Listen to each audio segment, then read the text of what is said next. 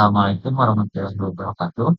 Perkenalkan, nama saya Panji Prasetya Nugroha dengan NPM 237002073. Di sini saya akan jelasin eh, terkait rangkaian MLI 7 level flying capacitor dari komponen apa aja yang dipakai, gimana cara kerjanya, sampai kenapa topologi ini lebih unggul dari inverter biasa. Oke, langsung saja kita mulai. Jadi kita mulai terlebih dahulu dari gambaran umumnya terlebih dahulu. Jadi MLI itu singkatan dari multi level inverter. Tugasnya membuat tegangan DC menjadi AC dengan banyak tingkatan level tegangan. Kalau inverter biasa cuma punya dua level, plus dan minus. MLI 7 level ini punya 7 tingkatan yang berbeda. 7 level itu ngebikin gelombang keluaran berbentuk tangga yang kalau dilihat jauh lebih mulus dan mendekati sinus dibanding kotak. Efeknya langsung ke kualitas daya. Sekarang apa saja sih komponen-komponen yang ada di rangkaian ini? Yang pertama ada sumber DC dengan 100 volt. Kemudian ada saklar IGBT yang berjumlah di sini berjumlah 11 GBT yang disusun secara sejajar. Jadi IGBT ini kalau kalau yang atas nyala, yang bawah mati. Begitu juga sebaliknya IGBT ini yang nentuin tegangan level mana yang keluar tiap saat. Yang ketiga, ini yang paling khas, yaitu flying kapasitor. Ada 5 buah kapasitor, masing-masing nilainya 10 milifarad atau 10.000 mikrofarad. Nilai segede ini dipilih supaya tegangan tiap kapasitor stabil dan tidak banyak ripple. Keempat, beban. Beban kita berupa R, L.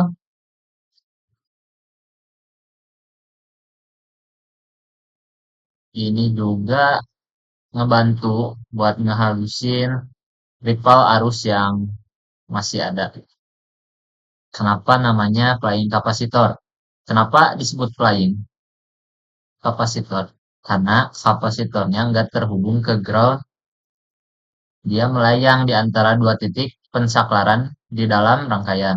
Beda sama topologi diode klaim yang pakai dioda penyempit ke titik netral.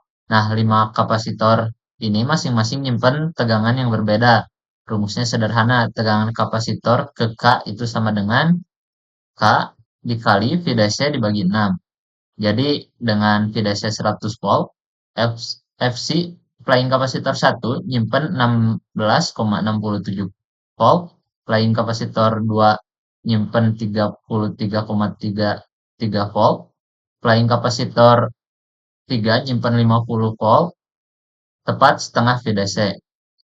Flying kapasitor 4 nyimpen 66,67 volt, flying kapasitor 5 nyimpen 83,33 volt. Kombinasi kapasitor mana yang aktif inilah yang nentuin tegangan output setiap saat. Cara kerja switchingnya gimana? Setiap tegangan dihasilkan dari kombinasi saklar yang berbeda. Level 100 volt, saklar 1 sampai saklar 5 on, kemudian arus langsung dari VDC ke beban, level 6,7 volt, saklar 1 sampai saklar 4 on, flying kapasitor 5 masuk ke jalur, level 33,3 volt, saklar 1 sampai saklar 3 on, flying kapasitor 5 aktif, level 0 volt, saklar 1 dan saklar 2 on, ini titik netral, lanjut ke bawah simetris untuk level-level negatif. pengaturan on off saklar ini dikontrol oleh sinyal PWM. Tekniknya namanya fast disposition PWM. Kita punya 6 sinyal carrier segitiga frekuensi 5 kHz yang disusun berlapis dibandingkan sama satu sinyal referensi sinus 50 Hz. Setiap kali referensi motong carrier, itu yang trigger pensaklaran. Kemudian keunggulan terbesar topologi flying kapasitor dibanding yang lain adalah self balancing. Kapasitor ini bisa jaga sendiri keseimbangan tegangannya tanpa perlu kontrol tambahan. Mekanismenya waktu arus beban positif, kapasitor yang lagi aktif di jalur itu ngisi waktu arus negatif.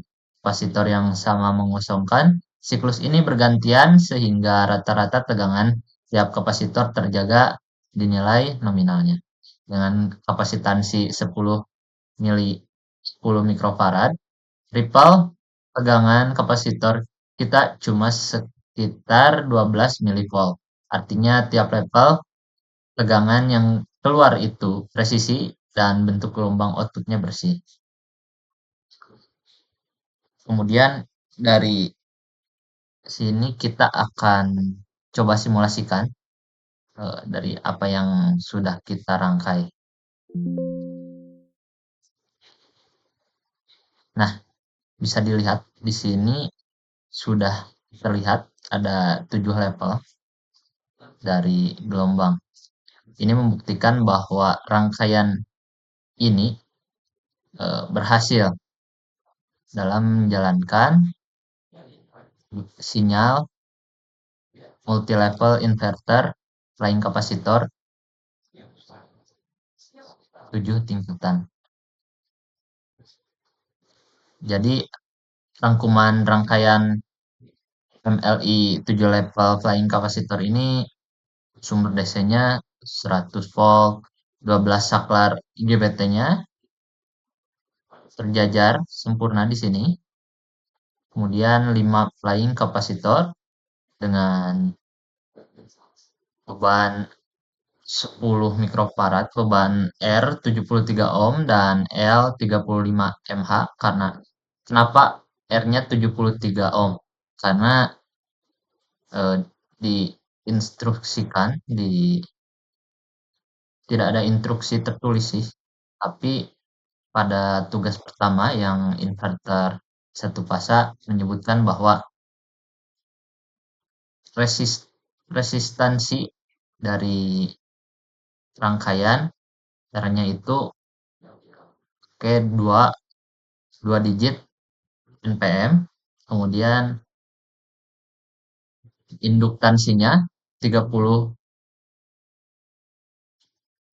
mH itu karena saya kelas C, jadi sudah dibagikan. Jadi outputnya gelombang 7 level 50 Hz dengan THD sekitar 12-an, 12%, 4 kali lebih banyak dari inverter konvensional.